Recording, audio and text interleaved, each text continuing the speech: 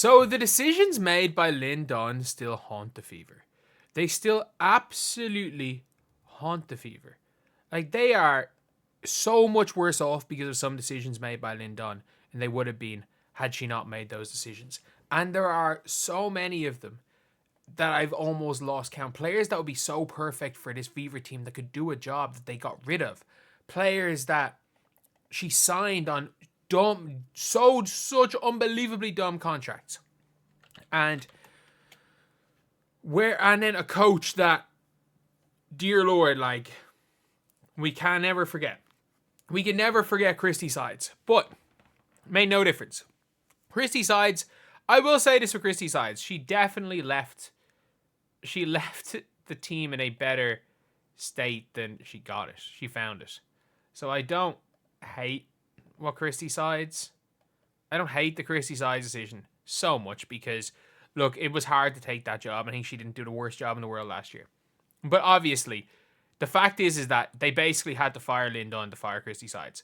Lin Dunn constantly defended Christy Sides in the media. Constantly. And not in like a, we don't want to just bash our coach way. In a, she is our future way. That is it. Like, I was looking at a Twitter post and it was like, stop thinking she's going to be the next Joe Mazzulla. Basically about Christy Sides. And it was the whole thing. It was like, you have this like unbelievable belief in Christy Sides. Yeah, she's not a good coach.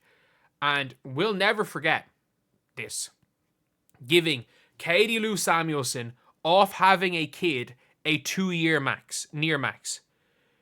And by the way, let me show you guys other free agents in that class. And I get it. You have to give them money to convince them to come to Indiana. But like, you're acting like the Minnesota Lynx were this unbelievable team the year before. ESPN had them finishing 9th. And you could have got the best possible player to play beside Aaliyah Boston in Alana Smith. But you already cut her. And actually, I'm not sure if it was exactly Lin Dunn.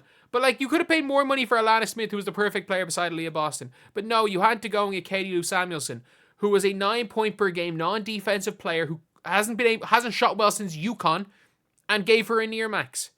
And there is also an awful thing. There is an awful, awful, awful thing that she did. And this is a player, for me, that I think is one of the most underrated players in the WNBA, who is currently on a freaking minimum. Signed a training camp contract with the Washington Mystics. And in my opinion, I'm all for... I think the way people evaluate players in the WNBA is so flawed. I think it's super, super, super flawed. But with the Indiana Fever, like, they used the 4th pick in the 2022 draft to get, and then they cut her coming into preseason to get Emily Engstler. Emily Engstler is really, really good at basketball. I don't think people realize it. She's really good at the sport of basketball. Like, especially how Emily Engstler ended last season. Emily Engstler, you can see, 12, 9, 12, 19, 10, 7, 4, 7. She'd have 0 in a win against Atlanta. 8, 7, 16. So she's putting up good points. Look at the efficiency numbers. 67%, 42, 50, 42, 50, 67, 57, 71, 60, 62, 60. Look at these field goal percentages. It's mental. Post-Olympic break, she was one of the better players in the WNBA. She ended up being a starter. And she was playing center at times. She is a 6'1" sniper who can play the center. She can play 2, 3, 4, 5. She was playing as their backup center and she was dominating. And if you think this is all ridiculous, subscribe. We're trying to see if we can hit 42,900 subscribers by the end of the day. But like, this would be the perfect player. Like, obviously they have Sophie Cunningham who can do that. But what Emily Engstler would do is she's a better defensive 5 than genuinely, like, a better defensive 5 than Damiris Dantas. They don't have a decent defensive 5. She's not an unbelievable one, but she's on a literal training camp contract. She's on a training camp contract. She's on a minimum. And she's really good at the sport of basketball. And the Indiana Fever had her. They had her. They got rid of her. They had Alana Smith. They got rid of her. She would have been so perfect. She would have started for Indiana last year. But they cut her She was the 4th pick in the draft. She had an iffy rookie season, and they cut her. They cut her. And the one thing I will say is I think the Minnesota Lynx are also probably regretting cutting her as well. But they had her. They wasted the 4th pick in the draft and Emily Engstler just to go and cut her. And she would have been the perfect player with just her skill set. Genuinely, her skill set and everything. Like, it could have been. It was so good. It's such a good fit. And Lin Dunn got rid of her. And I just want to see what the 2023 Indiana Fever.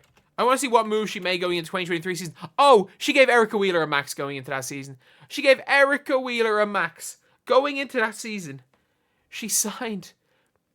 hired Chris. This is, by the way, she hired Christy Sides as coach. This is what Lin Dunn has done. She hired Christy Sides as coach, extended qualifying offers to Emma Cannon, Vivian's, Breanna Davis, and Temi. Fair enough. Trade Danielle Robinson in exchange for Christy Wallace. Her guaranteed money for 3 years. She traded for guaranteed money Christy Wallace. She signed Erica Wheeler to a 2-year deal, making her the literal highest paid player in the WNBA at the time. Signed Maya Caldwell. Yeah, she didn't make the team again. Signed Vivian's. Was not a bad player, in fairness to her. And by the way, if you guys don't know, she was literally being paid. They were paying Vivian's to play against them last year. They were paying Celeste Taylor as well to play against them. Signed Grace Berger, obviously their players to rookie scale deals. Signed Aaliyah Boston. Waived Chelsea Perry. Waived Emily freaking Engstler.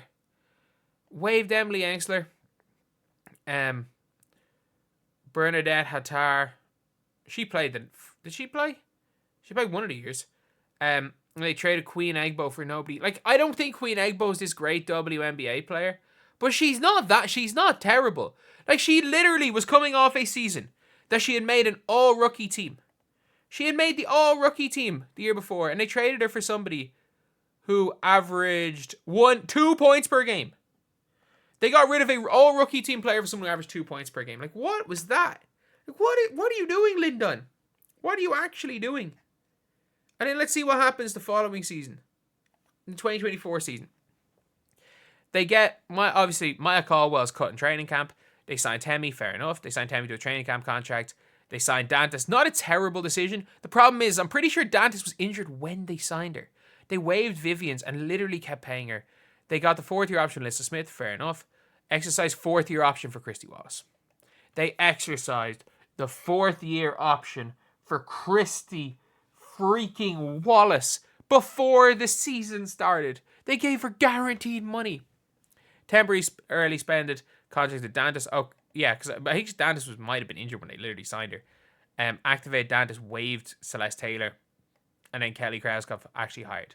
Like, what Lin Dunn did to this franchise, like, in her off-seasons. They're the only off-seasons. And everyone's like, oh, she drafted Clark and Boston. Who was she going to draft over them? And I can guarantee you, if you asked her who she thought the best player in the 2024 draft class was at the time, she would have said, I want to take Camila Cardoso. I would be shocked. With the way Christy Sides wanted to play. If Christy Sides wanted to play if she wanted to play sides ball, they would have taken, they genuinely would have had to have taken, like, they would have taken her. They would have taken freaking Cardoso. And you know it. We all know it.